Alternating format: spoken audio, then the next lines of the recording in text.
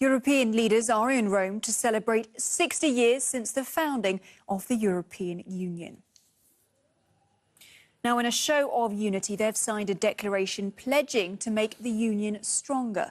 But the celebrations are being overshadowed by a series of crises, most notably Britain's impending exit from the bloc. If those gathered here today did not exactly spring up for this rendition of Europe's anthem, they might be forgiven.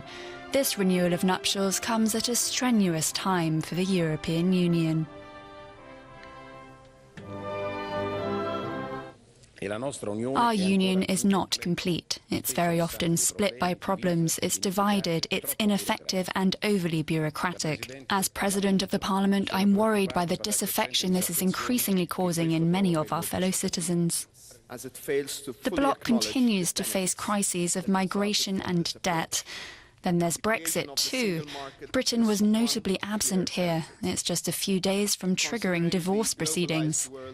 But amid the worries, a sense of resilience emerged.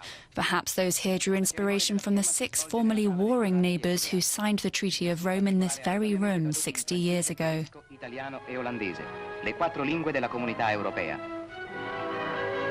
Despite our differences, the fact that we are here and we need to struggle to move forward, that is a very good signal for our people. So yes, we have problems, yes, there are difficulties, yes, there will be crises in the future, but we stand here and we will move forward.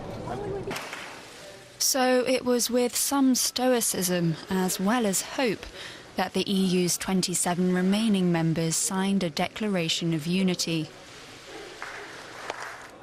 A renewal of vows for better or for worse. Well, joining us now from Rome is DW correspondent Georg Matters. Georg, tell us, what does the mood feel like in Rome? Is it as if a page has been turned after the Brexit referendum result?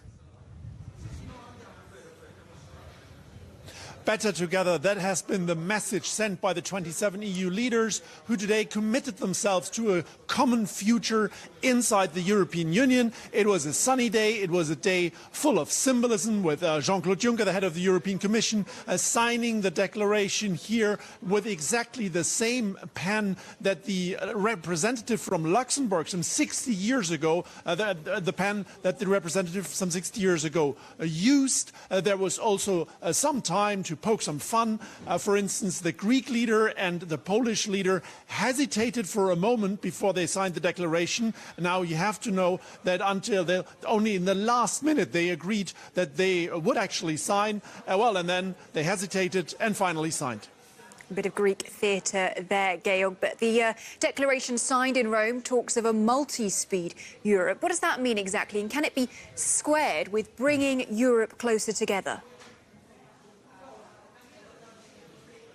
This is essentially an idea that has been pushed forward by Germany and France, and it is the idea that some EU members can work together on key issues. They can proceed together on these key issues together and leave others behind. Now, the key concern here of particularly Eastern European states, such as Poland, for instance, was that they could be frozen out from key developments. For instance, a closer defense union with some members working closer together, leaving others behind. But the German Chancellor was very clear in her press conference when she told us that working together closely for some EU members does not mean it would diminish the community, so it will not mean that others are left behind. Georg Matters in Rome for us.